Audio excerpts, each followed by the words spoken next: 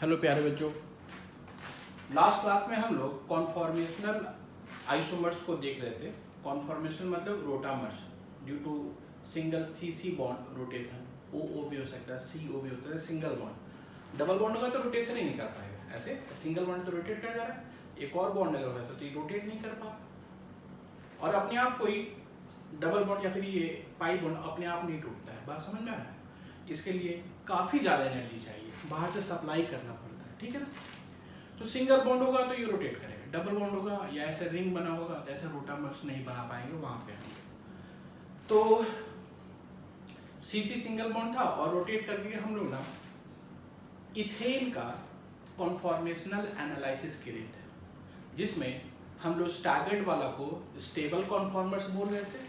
ज़्यादातर स्टैगर्ड ही मिलेगा उसके अंदर में, है ना। और वो इक्लिप्स वाला, फिर स्टैगर्ड वाला, इक्लिप्स वाला, स्टैगर्ड वाला, और बीच में इन्फिनाइट मोर और कॉन्फॉर्मर्स बनता रहेगा। सबको एज ए काउंटिंग में एक ही हम लोग लेंगे, है ना। काउंटिंग जब करेंगे तो एक ही कहलाएगा, ठीक है।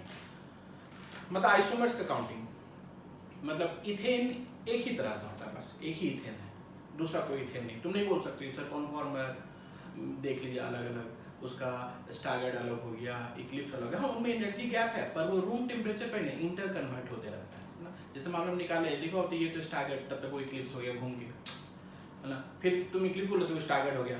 तो सबको ना ओवरऑल जितना कॉन्फॉर्मर्स है, इनफाइनाइट कॉन्फॉर्मर्स है इथेन का, और उस सबको एज एन आइसोमर जब गिनती करेंगे हम लोग तो that will be counted as 1, ठीक है। स्टैगर्ड और इक्लिप्स के बीच में इक्लिप्स का एनर्जी ज़्यादा था, स्टैगर्ड का सबसे कम था, है ना। इन दोनों के बीच में जो एनर्जी गैप होता है दैट इज 2.9 किलो कैलोरी पर मोल। तुम उसको 3 मान लो, है ना, 3 किलो कैलोरी पर मोल, है ना। तो ये एनफ होता है, 3 किलो कैलोरी पर मोल एनफ होता है कि वो रूम टेम्परेचर पे ही वो रोटेट अपना करता रहे सी बॉन्ड के। अब हम लोग ना एक और एग्जाम्पल अगला लेने जा रहे हैं, दैट इज ब्यूटेन, ठीक है, एन ब्यूटेन।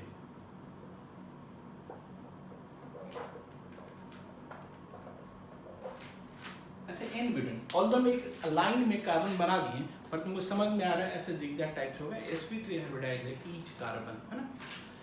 इसमें तो यहाँ पे अगर हम नंबरिंग करें 1 2 3 4, इधर से नंबरिंग करें तो 1 2 3 4, इधर से करेंगे तो ये 1 ये 2 ये 3 ये 4, ऐसे जिधर से मर्जी नंबरिंग कर लो। आप लगाओ इसके बीच में भी रोटेशन हो रहा होगा, ठीक है, between C1 and C2, C1 and C2 के बीच में भी रोटेशन हो रहा होगा, और फिर बिटवीन C2 एंड C3 ये भी रोटेशन हो रहा होगा, ठीक है ना। तो यहाँ पे ना दो तरह का कॉन्फॉर्मेशनल एनालिसिस करना होगा। तुमको समझ में आ रहा है? अगर हम लोग ऐसे बात करें पहला कि due to rotation between C1 and C3, second क्या हो जाएगा C1 एंड C2, सेकेंड क्या हो जाएगा C2 एंड C3। C3 और C4 वही हो जाएगा कि इधर से नंबरिंग करते हैं तो C1 और C2 हो जाएगा, ऐसा वाला ही हो जाएगा, ठीक है। अगर एक हम स्ट्रक्चर कोई बनाते हैं, इसके लिए कोई एक स्ट्रक्चर बनाते हैं, स्टैगर्ड वाला ही बना लेते हैं, तो C1 हम पहले बना लिए, ठीक है। C1 पे कौन कौन सा 3 लोग और हैं, H H H है, और चौथा कौन है, चौथा तो ये कार्बन ही जो उससे जुड़ा हुआ। तो इस C1 पे कौन कौन है, H H H, ऐसे एक मर्सिडीज बेंज बना ली C1 पे, ये C1 है, और ठीक अंदर में जाके C2 होगा, वो C2 पे पहुंच गए। C2 पे और कौन कौन लोग हैं, H H इथाइल दिख रहा है। C2 पे कौन कौन लोग हैं, H H, और इधर कौन टकराएगी, इथाइल, ठीक है ना। तो उस पे अगर हम बनाएंगे ऐसे स्टैगर्ड और बनाते H H और एक इथाइल, ये पूरा ग्रुप इथाइल, ठीक है। इसका भी हम लोग कॉन्फॉर्मेशनल एनालिसिस कर सकते हैं, इसका भी हम लोग एनर्जी प्रोफाइल सब बना सकते हैं, है ना। इसके लिए अगर बनाएंगे तो जरा देखो तो, इसके लिए अगर बनाते हैं तो 2 और 3 वाला, ठीक है, देखो तो इसके लिए अगर हम बनाए तो C2 पे कौन कर रहे हैं, H मिथाइल, तो क्या बात की है, H मिथाइल है। C3 पे, और यही C2 के ठीक अंदर C3 है, C2 के ठीक पीछे जाकर C3, उस C3 पे कौन करे, उस C3 पे है H मिथाइल, तो उस पे ही बना लो H H मिथाइल, हमने टारगेट वाला एक बनाया है। तो इसका अलग अपना एनर्जी प्रोफाइल हो, इसका अलग एनर्जी प्रोफाइल हो, ये सारा कॉन्फॉर्मर्स है, समझ में आ रहा है ना। मतलब जब तुम इसका कॉन्फॉर्मर्स एनालिसिस कर रहोगे तो इसमें भी इथाइल को ओपन कर दिए, इसमें भी ना ये वाला अपना रोटेशन हो रहा होगा, ये बात समझ में आ रहा है, ठीक है ना। इसमें भी ये वाला दिख रहा है कहानी, कार्बन से जुड़ा हुआ है, ये वाला रोटेशन अपना हो रहा होगा, ठीक है ना। पर तुमको इस पे ध्यान देना है, ठीक है, इस पे ध्यान देना है। कौन कौन सा carbon, C1 and C2, C1 और ठीक अंदर में C2, ये तो C3 है, ये C4, ठीक है।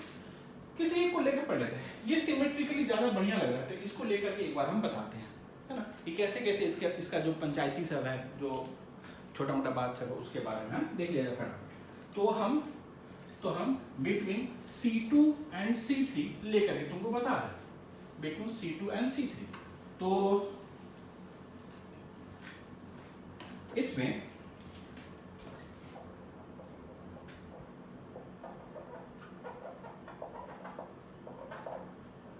और एन ब्यूटेन देखो, जैसे इसमें हम बनाए एन ब्यूटेन, समझ में आ रहा है,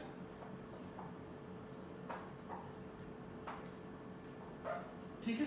हम कौन सा सीसी रोटेशन को पकड़ करके कॉन्फॉर्मेशनल एनालिसिस कर रहे हैं, कौन सा सीसी को पकड़ के, 1 2 3 4, C2 और C2 और C3 को पकड़ के, और इनके बीच में जो रोटेशन है ना, उसी रोटेशन के से जो उत्पन्न होगा अलग अलग रोटामर्स, ठीक है, उसको तुमको बताना यार। लेकिन जितना रोटामर सब होगा ना, those all will be counted as one, क्योंकि वो रूम टेम्परेचर पे इंटर कन्वर्टेबल है सब, है ना। तो रोटामर या कॉन्फॉर्मर सब रूम टेम्परेचर पे इंटर कन्वर्टेबल होता है, ठीक है। कौन लोग इंटर कन्वर्टेबल नहीं होगा रूम टेम्परेचर पे, एक तो कंस्टिट्यूशनल स्ट्रक्चरल, ठीक है, और एक तो कन्फ्यूग्रेशनल, एक्सट्रीम दो एंड पे है। कौन, कंस्टिट्यूशनल FMCP टॉटोमर सब, वो रूम टेम्परेचर पे इंटर कन्वर्टेबल का मतलब हुआ रोटेट करके इंटर कन्वर्टेबल नहीं होगा। रोटेट करके जब भी होगा वो कौन सा कहलाएगा, रोटामर। ऑल्दो रूम टेम्परेचर पे इंटर कन्वर्टेबल टॉटोमर सब था, टॉटोमर था क्या, H यहाँ से वहाँ चला जा रहा था अंदर ही अंदर मैकेनिज्म के थ्रू, है ना। तो रूम टेम्परेचर पे tautomer was inter convertible, room temperature पे FMCP इंटर कन्वर्टेबल नहीं था, कहीं वहाँ पे सिग्मा बॉन्ड तोड़ना पड़ रहा था, ठीक है। वो रूम टेम्परेचर पे इंटर कन्वर्टेबल नहीं था। लेकिन इसी में जो टॉटोमर था दैट वाज इंटर कन्वर्टेबल, इसे कीटो से इनोल, इनोल से कीटो डायनामिक इक्विलिब्रियम में था, याद करो, दो तीर था। उसके अलावा कोई इंटर कन्वर्टेबल नहीं था, ठीक है। एकदम इधर हम लोग जब देखेंगे क्या कि कौन सा कन्फ्यूग्रेशन, वो भी रूम टेम्परेचर पे इंटर कन्वर्टेबल नहीं होगा, except few of the cases, है ना। तो हम सारा केस डील करेंगे, है ना। स्ट्रक्चरल में, स्ट्रक्चरल रूम टेम्परेचर पे इंटर कन्वर्टेबल नहीं होता है, टॉटोमर छोड़ के। कॉन्फॉर्मेशनल रोटामर्स, कॉन्फॉर्मेशनल्स रूम टेम्परेचर पे धड़ाधड़ इंटर कन्वर्टेबल है सारा पूरा, और रोटामर्स कोई एक्सेप्शन नहीं। और जो कन्फ्यूग्रेशनल होगा, जो लास्ट में हम लोग पढ़ने वाले हैं, कन्फ्यूग्रेशनल, वो लोग भी रूम टेम्परेचर पे इंटर कन्वर्टेबल नहीं है, एक्सेप्ट फ्यू एग्जांपल्स। कुछ एग्जांपल्स हम लोग देखेंगे जो रूम टेम्परेचर पे इंटर कन्वर्टेबल होगा, other than that configurational room temperature पे इंटर कन्वर्टेबल नहीं होगा, ठीक है। तो भाई इसमें भी रूम टेम्परेचर पे इंटर कन्वर्टेबल एक आध दो तो है, स्ट्रक्चरल में, कॉन्फॉर्मेशनल में तो है ही है, कन्फ्यूग्रेशन में कुछ एक्सेप्शन सब होगा जिसमें रूम टेम्परेचर पे इंटर कन्वर्टेबल तुमको मिल जाए। तो इंटर कन्वर्टेबल रूम टेम्परेचर पे तीनों में है, कंफ्यूज तो नहीं हो रहा है। इसमें कौन है, स्ट्रक्चरल में, ये हम क्या कर रहे हैं, आइसोमर, कंस्टिट्यूशनल, स्टीरियो में कन्फ्यूग्रेशन, कॉन्फॉर्मेशनल, कन्फ्यूग्रेशन, इनका हम बात करें। स्ट्रक्चरल में कौन कौन है, सिर्फ टॉटोमर। कॉन्फॉर्मेशनल में कौन कौन है, ऑल ऑफ देम। कन्फ्यूग्रेशन में कौन कौन है, few of the examples, few of the exceptions, ठीक है। तो हम लोग इसका चर्चा करेंगे डिटेल में, है ना, सारा। चलिए तब तक हम इस पे बात करते हैं, आइए। तो हाँ, इसको पकड़ लिया। तो हम क्या कि ना C2 अगर बनाते हैं ऐसे, ठीक है, इसमें क्या क्या है, C2 पे क्या क्या है, H मिथाइल, तो क्या लिखें, एक मर्सिडीज बेंज जैसे बना देते हैं, H मिथाइल, लिख रहा है ये ऐसे, H मिथाइल बना लिया। C3 पे क्या है, C3 पे अगेन H मिथाइल, तो इसका भी H मिथाइल है, पीछे वाला यहाँ मिथाइल लगा देते हैं कि पूरी तरह से इक्लिप्स वाला रहे। HH methyl. अभी ब्लैक वाला कि इधर ब्लू वाला को लिखो या इधर लिखो, एक ही बात है, बात समझ में आ रहा है? ठीक है, जैसे ब्लैक वाला का ब्लू वाला है, थोड़ा सा ऐसे देखे या थोड़ा सा ऐसे देखे, एक ही बात पड़ता है। ठीक है ना? अगर तुमको अगर इसको देखना होगा, है ना, कि हम ठीक क्या कहना हो, ब्लैक और ब्लू आमने सामने रखे हुए, ठीक है ना, इसको नाक के पास ले आओ। जब नाक के पास ले आओगे और ब्लू वाला को देखोगे तो ब्लैक वाला 2 ठो दिखेगा, ऐसे करके देखना। और जो ब्लैक वाला 2 ठो दिख रहा है ना, जब ब्लू वाला को देखोगे तो ब्लैक वाला 2 ठो दिखेगा। जो 2 ठो ब्लैक वाला दिख रहा है उसके बीच में ब्लू वाला को फंसा दो, फंसा दिए, ठीक है। उसके एक आंख बंद करो तो ये ब्लैक इधर दिखेगा, दूसरा आंख बंद करो तो ब्लैक उधर दिखेगा, ब्लू के ऐसे। अभी ब्लैक इधर है, ऐसे, अभी ब्लैक उधर हो गया। तो बस ये देखने का थोड़ा सा हेर फेर है ना। हम बोल रहे हैं कि ऐसे तुम एमी लिखो या फिर ऐसे एमी लिखो, फर्क नहीं पड़ने वाला, हम यही बोल रहे थे, ठीक है ना। वो ऐसे इक्लिप्स्ड है, ठीक है ना। तो थोड़ा सा ऐसे या थोड़ा सा ऐसे करके देख लिया हम, है ना। तो यहाँ पे हम एमी लगा दिए,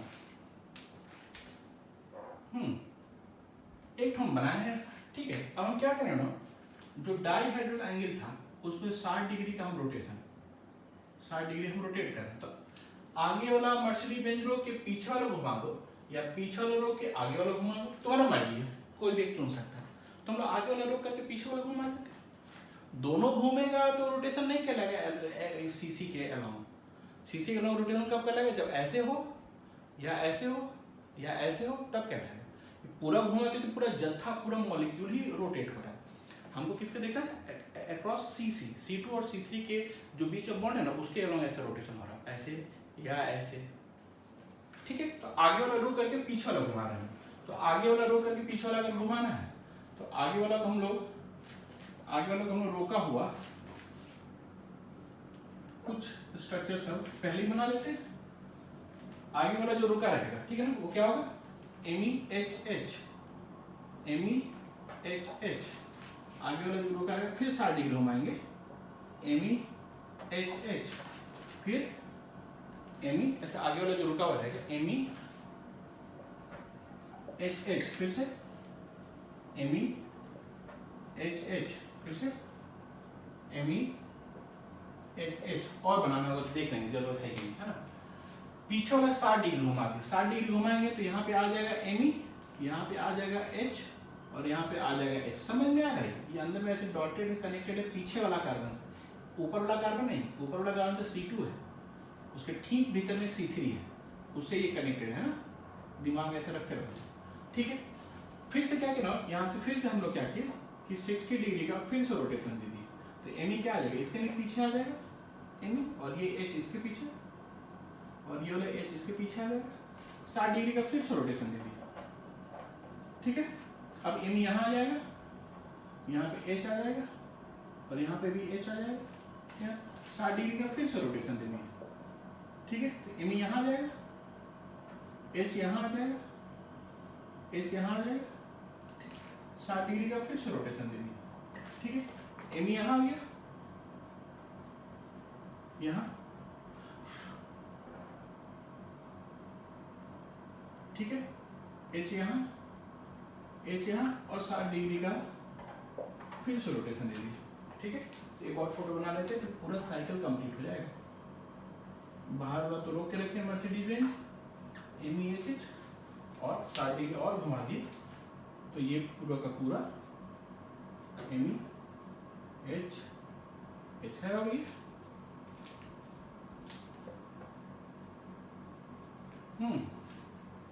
पूरा 360 डिग्री एक चक्कर काट लिया, ठीक है ना। इस एक चक्कर जो काटा है ना, इसी का हम लोग थोड़ा सा ना एनर्जी प्रोफाइल देखने जा रहे हैं, ठीक है ना। तो जरा एनर्जी प्रोफाइल इसका देखो कि जैसे इसको अगर हम नेमिंग कर दें,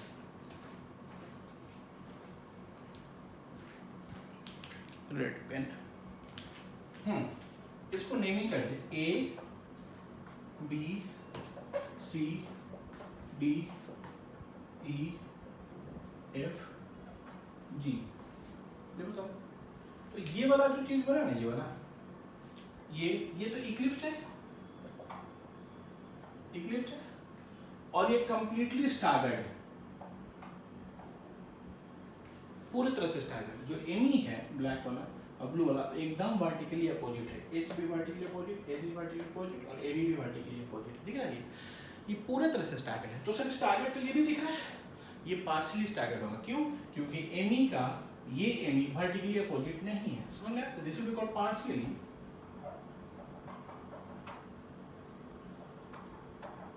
स्टैगर्ड, ठीक है ना? इसको हम लोग बोलते हैं गॉश, GAUCH, गॉश कन्फॉर्मर या गॉशियन, ठीक है ना? इसको क्या बोलते हैं? गॉश आदमी का नाम है, ठीक है। फिर ये जो है ये भी इक्लिप्स है लेकिन पार्शियली। क्यों पार्शियली? क्योंकि यहाँ पे छोटा सा एच, ठीक ना, ये बड़ा सा एमी को पूरे तरह से इक्लिप्स नहीं कर पाएगा, समझ में आया?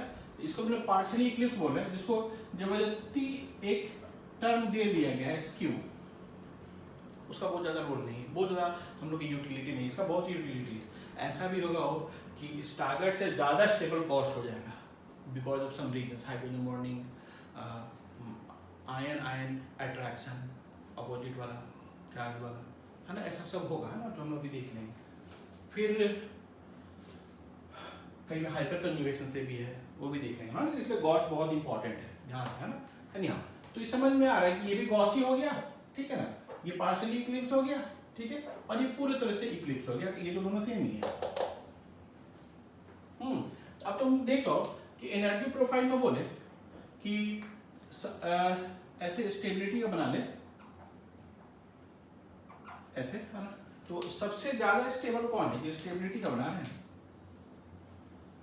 स्टेबिलिटी का सबसे ज्यादा स्टेबल कौन है? डी पूरे तरह से स्टैगर्ड है। इसमें क्या होगा? इसमें ना इनका वैन डर वाल रिपल्सन मिनिमम हो गया, ठीक है ना, और डाइहेड्रल एंगल ये सब 60-60 डिग्री दिख रहा है, डाइहेड्रल एंगल सब 60-60 डिग्री है ना, तो डाइहेड्रल एंगल जब 60-60 डिग्री होता है टॉर्सनल स्ट्रेन भी मिनिमम हो जाएगा, कुछ लोग उसको 0 भी लिख देता है ना, टॉर्सनल स्ट्रेन मिनिमम।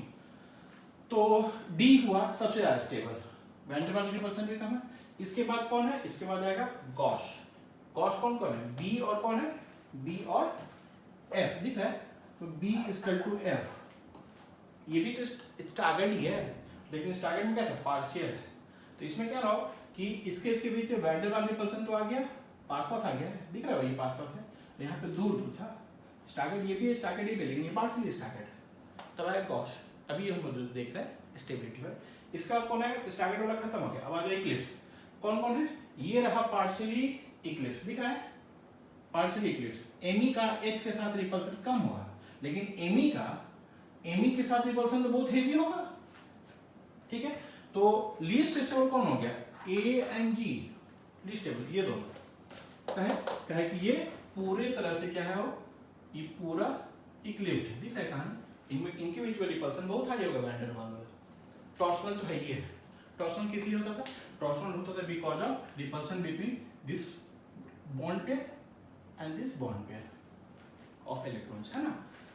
अब आ जाइए, तो ये कौन बचा इक्लिप्स में? ई और सी।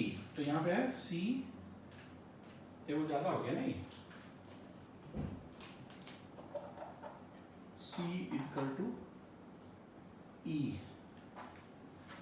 सी और ई जो है उन लोग का एनर्जी सेम है, एक ही जैसा दिख रहा है, देखो ना, MEH में रिपल्सन, MEH में रिपल्सन, NEH में रिपल्सन, MEH में रिपल्सन, HH वाला तो कॉमन है, तो एनर्जी वाइज हम डिट्टो होगा, तो एनर्जी कंटेंट में, तो स्टेबिलिटी वाइज भी डिट्टो हो गया, ठीक है, ये होगा।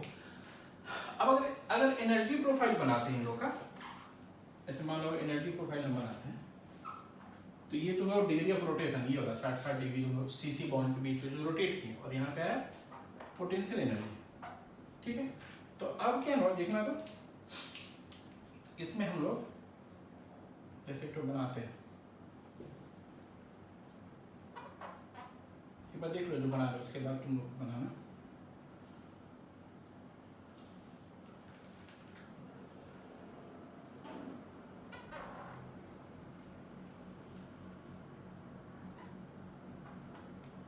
ऐसे बना दो, ऐसे W जैसा, ठीक है। अब देखो तो हम क्या किए,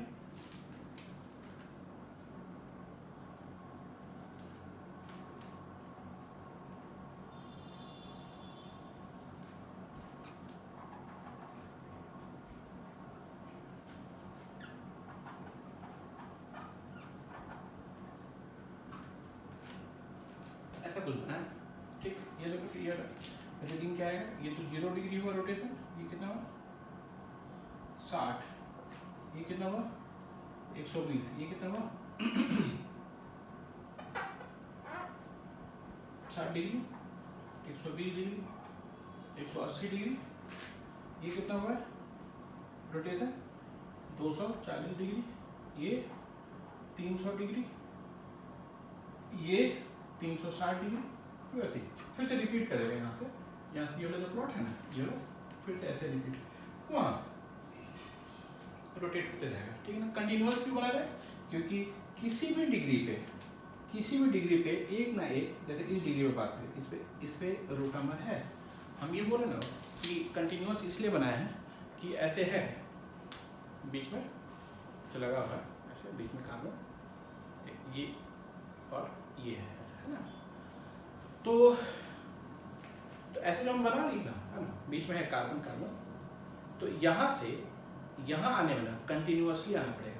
कंटिन्यूअसली मतलब आ रहे आते तब यहाँ, तो यहाँ से जब ट्रैवल किया तो हर डिग्री पे एक ना एक रोटामर था। ऐसा नहीं हुआ कि यहाँ थे और यहाँ टॉम गायब हो गया, टॉम प्रकट हो गया, ऐसा नहीं था।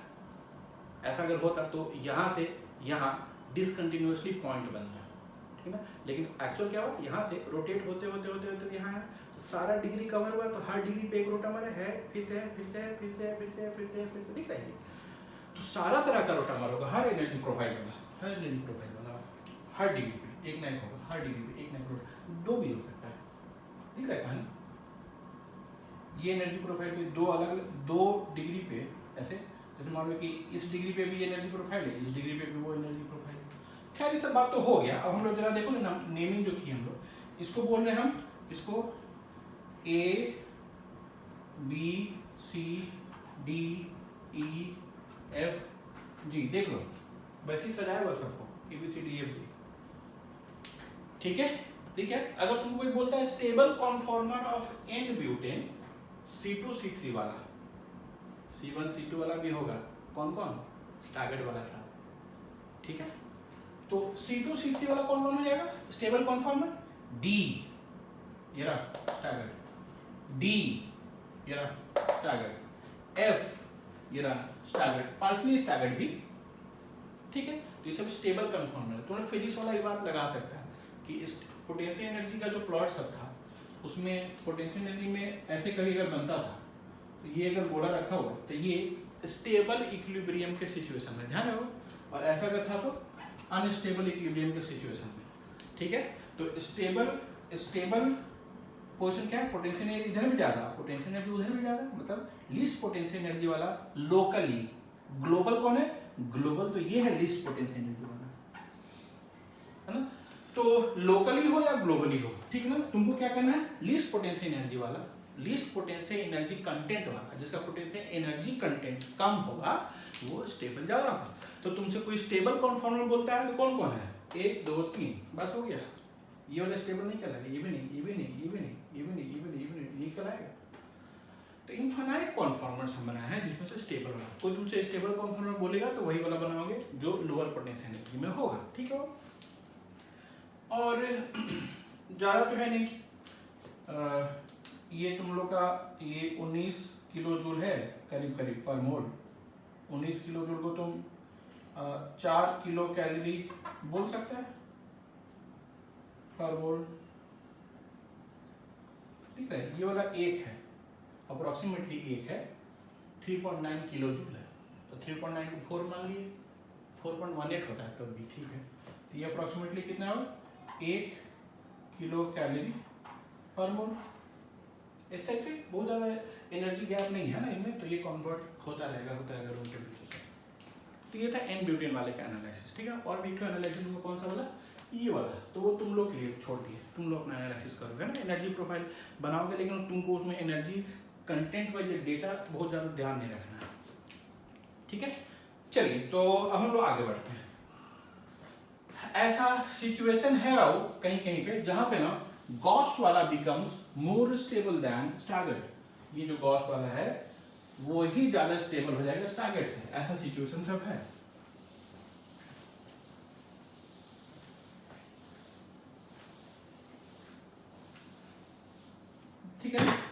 situation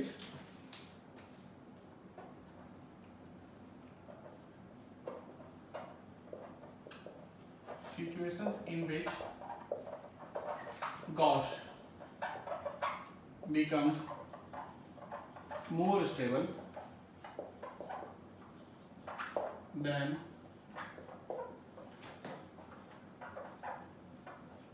स्टागर्ड से भी ज्यादा स्टेबल हो जाए, ठीक है ना। जैसे कुछ ऐसा ड्यू टू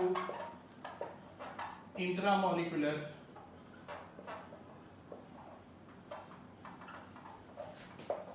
H बॉन्डिंग,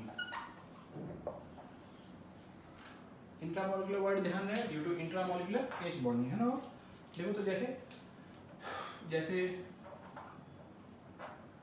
ये हुआ, ठीक है। इसके लिए फोटो बनाते हैं तो गॉस वाला OH OH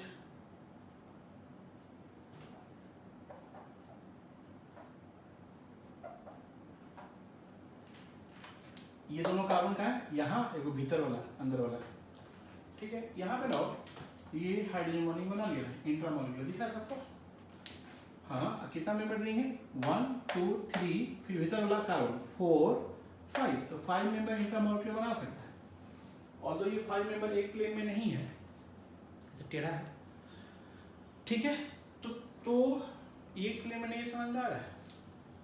फोटो देखो तो ध्यान से देखो, कौन कौन पॉइंट हम बोल रहे हैं। ये H O और C ये तीनों तो एक प्लेन में है। ये दुनिया का कोई भी 3 पॉइंट एक प्लेन में है। मेरा मुंडी, तुम्हारा मुंडी या फैन, देख जोड़ इसको, एक प्लेन बन गया। तो कोई भी 3 पॉइंट अब कोलिनियर छोड़ करके 3 पॉइंट तो प्लेन बनाता ही बनाता है। तो ये जिस प्लेन में है, दिखा ये जिस प्लेन में है उसके वर्टिकली इनसाइड चलेगा, तब वो कार्बन बेटा है उस प्लेन के परपेंडिकुलर, और फिर उधर गए तो O और फिर H, तो वो उसका लोन पेयर है।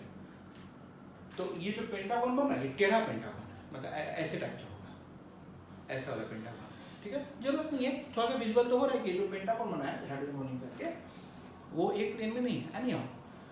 तो अब हम लोग ये बात कर रहे थे ना कि क्या दिक्कत है स्टैगर्ड में। स्टैगर्ड में क्या दिक्कत है कि गॉस वाला ज्यादा स्टेबल हो गया, स्टैगर्ड में भी हाइड्रोजन बॉन्डिंग बना लेते और वो पेंटागन एक प्लेन में रहता। हम बोले ना स्टैगर्ड में भी हाइड्रोजन बॉन्डिंग बना लेता, स्टैगर्ड में भी हाइड्रोजन बॉन्डिंग भी बना लेता, लेकिन नहीं, स्टैगर्ड में तो बना ही नहीं पाएगा। इक्लिप्स में बना लेता, तो इक्लिप्स में तो इसका इसके बीच में तो क्या हो जाएगा, इसके बीच में भयंकर रिपल्सन आएगा, वैन डर वाल्स। स्टैगर्ड वाला में हाइड्रोजन बॉन्डिंग इंट्रामोलिकुलर नहीं बना पाएगा, इंटर बनाएगा, ऐसा और मॉलिक्यूल होगा उससे बनाएगा, ठीक है, लेकिन इंट्रा नहीं बना पाएगा। समझ में आ रहा है। तो there will be no intramolecular hydrogen bonding. यहाँ इंट्रामोलिकुलर हाइड्रोजन बॉन्डिंग होने से फायदा होगा। अच्छा, हाइड्रोजन बॉन्डिंग से फायदा क्या हो जाता है, क्योंकि यहाँ डेल्टा प्लस था, यहाँ डेल्टा माइनस था, ये प्लस माइनस ना पास पास आ जाता, और अपोजिट चार्ज अगर पास पास आ गया तो पोटेंशियल एनर्जी घट जाएगा, K Q1 Q2 by R opposite charge है, ठीक। तो ये स्टेबल हो जाएगा, ठीक है। यहाँ पे इंट्रामोलिकुलर हाइड्रोजन बॉन्डिंग नहीं बना पाएगा, इसलिए उसको हम लोग हटा देंगे। फिर इस टाइप से और भी कुछ मॉलिक्यूल को डिजाइन करके देखो तो CH2 एक तो F लगा दिया, दूसरा तरफ OH कर देते। अब देख लो तो हो गया, देख लो तो फिर से इसमें हो गया, इस बार क्या आ जाएगा OH किससे, F के लोन पेयर से, बोलिए ऐसा, तो फिर से हाइड्रोजन बॉन्डिंग आ जाएगा इस टाइप से। और भी तरह से बना सकते हो, CH2 मान लो यहाँ NH3 प्लस है और यहाँ पे COO माइनस है, प्लस माइनस में अट्रैक्शन है, वो भी हाइड्रोजन बॉन्डिंग भी दिख रहा है क्या, ऐसा हाइड्रोजन बॉन्डिंग दिख रहा है तुम लोग को।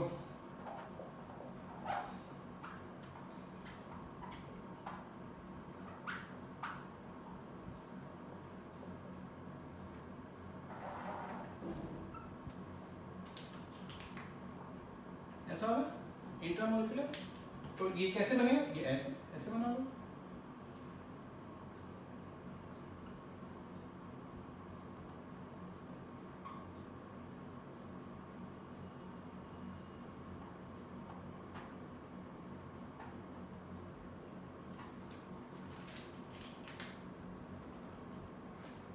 ठीक है। ये 2 3 4 और भी केस ऐसा बनाया सकता है हाइड्रोजन बॉन्डिंग वाला, है ना। इसके अलावा और जो है ना दूसरा बात देखोगे हम, इसको मिटा रहे हैं ना। दूसरा बात है कि यहाँ पे गॉस ज्यादा स्टेबल हो गया है स्टारगेट का ना। दूसरा बात ये है ना कि जैसे अगर हम ये बोले, देखो तो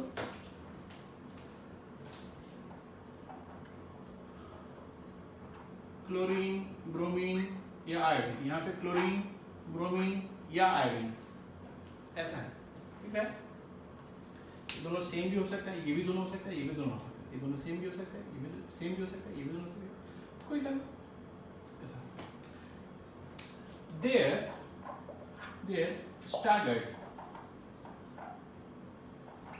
is most stable, काहे van der Waals repulsion minimum होगा, ठीक है। चाहे वो जो रिपल्सन था ना, वो स्टेरिक रिपल्सन, वो मिनिमम होगा, ठीक है ना। तो एक कैसा वाला, ऐसा वाला, यहाँ पे Cl H H फिर यहाँ पे Cl, ज्यादा स्टेबल होगा। But in case of fluorine कैसा, ऐसा वाला। अब इसको याद रखना पड़ेगा तुमको कि अगर यहाँ फ्लोरीन है या फिर Cn है, ठीक है ना, there it's gauche form is more stable. क्यों? Due to hyperconjugation. अब देखो एक दूसरे तरह का हाइपर कॉन्जुगेशन है। अब ये ऐसा हाइपर कॉन्जुगेशन तुमको पढ़ना नहीं, बस अभी एक बार देख लो फिर बंद करो, है ना। ड्यू टू हाइपर कॉन्जुगेशन, क्या है हाइपर कॉन्जुगेशन यहाँ पे ना, कि वो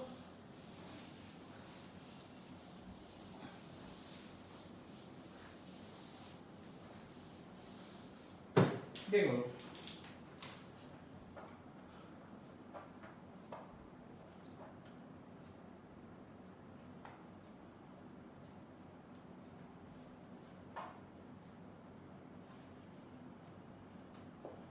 देखो क्या है ना, एक अजीब तरह का हाइपर कॉन्जुगेशन है जहां पे फ्लोरीन बीइंग मोस्ट इलेक्ट्रोनेगेटिव, ये ना इधर से ये बॉन्ड तोड़ लेगा, यहाँ प्लस आएगा, उस प्लस के लिए ये वाला पेयर, उस प्लस के लिए ये वाला पेयर क्या करेगा, यहाँ इलेक्ट्रॉन भर देगा, यहाँ पाई बॉन्ड और यहाँ प्लस आ जाएगा। हाइपोथेटिकल बनाइए, ठीक है। फिर क्या होगा, वो प्लस खींचेगा, इधर से खींचा और तो यहाँ प्लस आ गया, फिर ये माइनस था। तो इस समझ में आ रहा है, ऐसा अजीब सा हाइपर कॉन्जुगेशन है, ठीक है ना। तो हम लोग ना इसका चर्चा नहीं करेंगे ज़्यादा, क्योंकि ऐसा वाला हाइपर कॉन्जुगेशन से तुमको कोई लेना देना नहीं।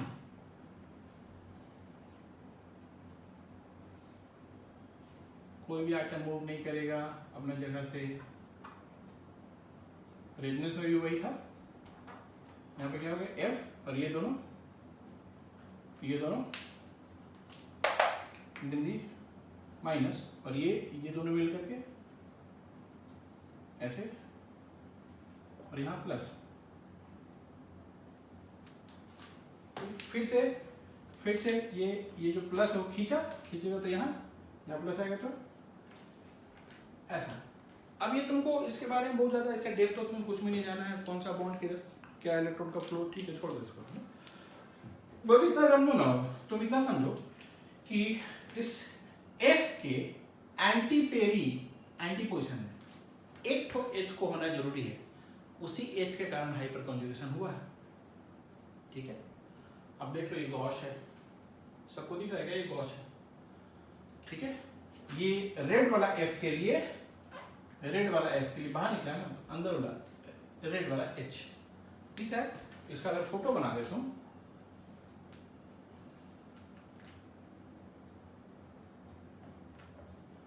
ऐसे देखो, ये ब्लू वाला फिर से FF लगा ले, FF ये वाला H बना लेते, इधर से देख के बनाए, वैसे तुम ऐसे ही बना सकते हो, ठीक है। इधर से देख के बनाओ तो कैसा बनेगा,